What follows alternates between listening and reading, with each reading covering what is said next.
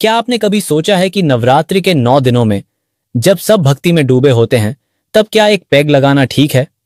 हाँ, यही वो सवाल है जो कई लोगों के मन में चुपके से आता है, खासकर उनके जो पीने के आदी हैं या कभी कभार माहौल में शामिल हो जाते हैं। आज हम इसी उलझन पर बात करेंगे, बिना किसी जजमेंट के, सीधे और साफ तौर पर समझने की कोशिश करेंगे कि आखिर इस दौरान शराब पीने या ना पीने के पीछे क्या सोच हो सकती है। हम यहां कोई फतवा जारी करने नहीं आए, बस अलग अलग पहलुओं को आपके सामने रखेंगे ताकि आप आसानी से समझ सके और इस एक वीडियो से आपके सभी सवालों के जवाब मिल जाए। मैं आपको ये नहीं बोलूंगा कि आप नहीं पी सकते, बल्कि कुछ ऐसी बातें बताऊंगा जिससे आप खुद समझ जाएंगे। आपको पता है, नवरात्रि का पर्व सिर्फ उपवास और पूजा पाठ तक ही सीमित नहीं है। असल में इसके पीछे एक गहरा आध्यात्मिक मतलब छुपा है। ये 9 दिन शरीर और मन के शुद्धिकरण के माने जाते हैं। जैसे हम अपने घर की सफाई करते हैं, वैसे ही इन दिनों में अपने अंदर की सफाई, यानी बुरी आदतों और नकारात्मक विचारों को दूर करने का प्रयास किया जाता है। अब आप सोच रहे होंगे कि इसका शराब से क्या लेना देना? कनेक्शन सीधा है। शराब या कोई भी नशीला पदार्थ तामसिक भोजन की श्रेणी में आता है, जो मन को भटकाता है और शरीर की ऊर्जा को कम करता है। जब लोग प्याज लहसुन जैसी चीजें तक छोड़ देते हैं ताकि तन मन सात्विक रहे, तो शराब तो उससे कहीं ज्यादा असर डालने वाली चीज मानी जाती है। ये उस भावना के खिलाफ जाता है जो कहती है कि इन दिनों इंद्रियों पर संयम रखो, अपनी चेतना को ऊपर उठाओ। लेकिन यहां एक ट्विस्ट है।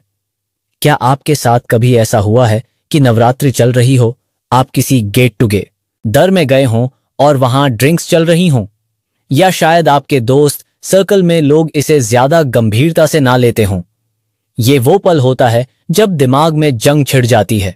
एक तरफ सामाजिक दबाव या माहौल का असर होता है, दूसरी तरफ मन में कहीं कोने में एक आवाज आती है कि शायद नहीं पीना चाहिए। आप शायद खुद को समझाते होंगे कि थोड़ा सा लेने में क्या बिगड़ेगा, या मेरी आस्था मेरी निजी चीज है, इसे खान पान से क्यों जोड़ना। यह दुविधा बहुत आम है, खासकर आज के दौर में जब परंपरा और मॉडर्न लाइफस्टाइल के बीच संतुलन बनाना एक चुनौती है। आपने कभी इस तरह सोचा है कि आपकी निजी चॉइस दूसरों की भावनाओं को कैसे प्रभावित कर सकती है, या शायद आपके खुद के मन को बाद में कैसे कचोट सकती है? आपको यह जानकर शायद थोड़ी हैरानी हो कि कई लोग अब धर्म और आस्था को बहुत व्यक्तिगत मानने लगे हैं। उनका तर्क होता है कि भगवान या देवी मां हमारे दिल में बसते हैं, हमारे खान पान या पहनावे में नहीं। वे मानते हैं कि अगर मन साफ है तो बाहरी परहेज उतने मायने नहीं रखते। ये सोच गलत भी नहीं लगती, क्योंकि आखिर भक्ति तो मन का भाव है।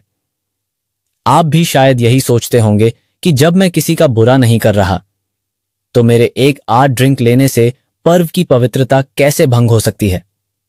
मगर फिर वही सवाल घूम फिर कर आता है, क्या हम वाकई अपनी संस्कृति और उन मान्यताओं से पूरी तरह कट सकते हैं जो पीढ़ियों से चली आ रही हैं?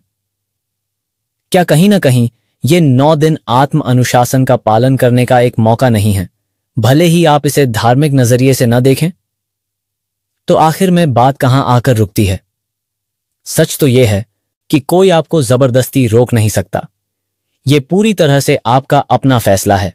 लेकिन अगर नवरात्रि के मूल तत्व को देखें, जो शुद्धि, संयम और ऊर्जा को केंद्रित करने पर जोर देता है, तो शराब पीना उस भावना से बिल्कुल मेल नहीं खाता।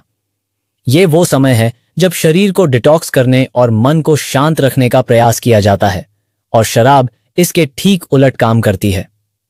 अब आप खुद सोचिए, क्या वाकई वो एक ड्रिंक इन 9 दिनों के आध्यात्मिक या शारीरिक अनुशासन से ज्यादा जरूरी है?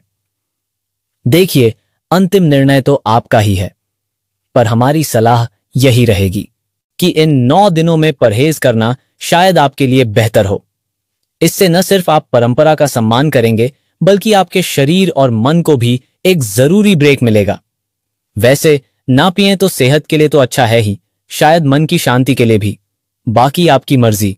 अब आप और किस विषय के बारे में जानना चाहते हैं, कमेंट में जरूर बताएं। जय माता दी।